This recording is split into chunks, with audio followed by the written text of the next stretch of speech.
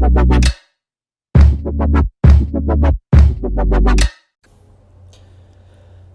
video is going to be changing the head of a Bitzer compressor from a plain head to one with an unloader. This compressor has been replaced, and for whatever reason they didn't have the parts to put both unloaders back on. So that's what I'm here to do, and it gives us a nice sneak peek into the inside of this particular compressor.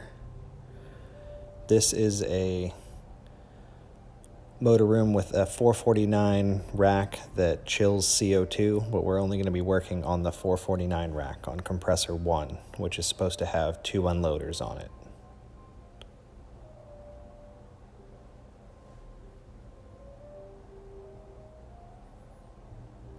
I'm doing a voiceover on this whole video because it was really loud in here and the audio was terrible. So I'm walking back over to show the control breaker for compressor 1. The first step is we're going to identify that control breaker and shut it off so that we're not powering any of the controls on compressor 1, and then we will shut off the control breaker for the actual compressor contactor, or rather the main breaker, not the control breaker. So I'm showing you're tracing out the wires to make sure. I mean, you can assume when you look in this rack that the one on the left is for the furthest left compressor, but it's always nice to double check. So I've already traced out the wires that go into the left and down through the metal flex whip to the compressor.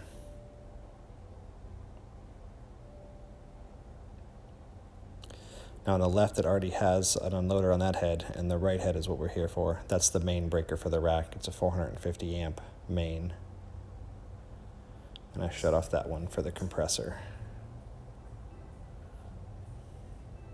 So we're going to have to isolate the compressor from the system by shutting both of these king valves, or whatever you want to call them.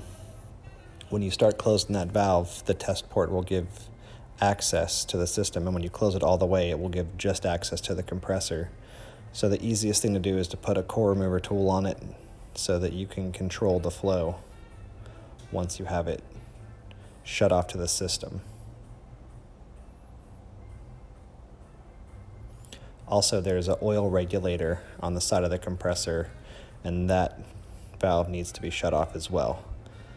So once those valves are closed, you just put the gas from the compressor into the suction header and bring it down to the suction header. Okay, so I have oil pot closed, on refrigeration. Discharge closed.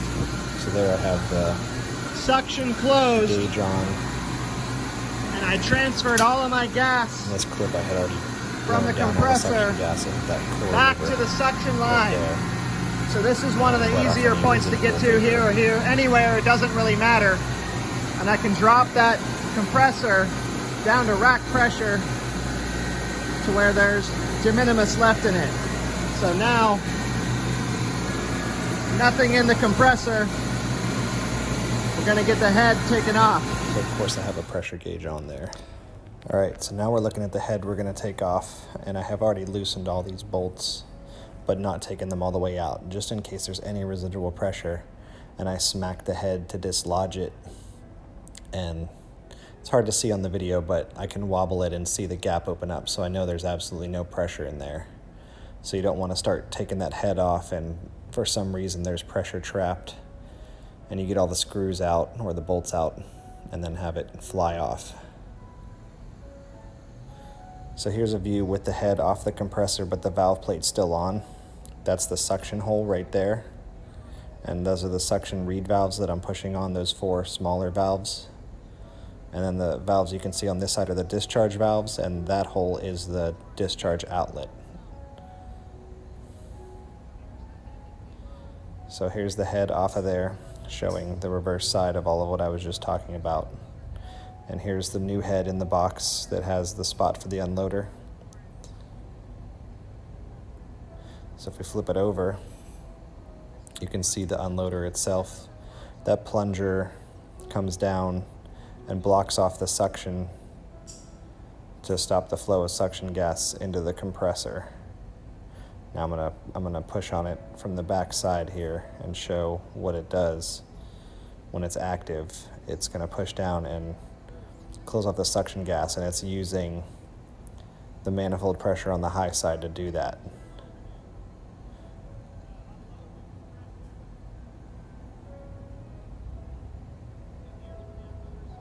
So there's the stem for the unloader that's actuated by the magnet, and it's going to let a little bit of suction or a little bit of discharge gas come through the openings and push down on it.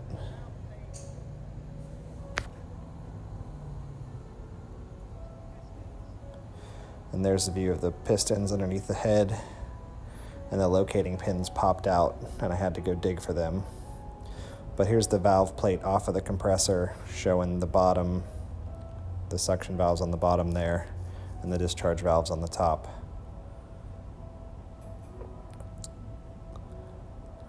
There's a view of the piston. There's some relief cuts for the suction valves, just in case there's any clearance issue, so it doesn't bang them up if something goes wrong. So I've got the new head bolted down. I believe I have the new head bolted down in this clip, yep. So this clip is the unloader active on there. And going to look at the controller. Now this compressor can 100% unload. So right now it's just unloading one side, but it will actually unload in intervals to capacity control down further.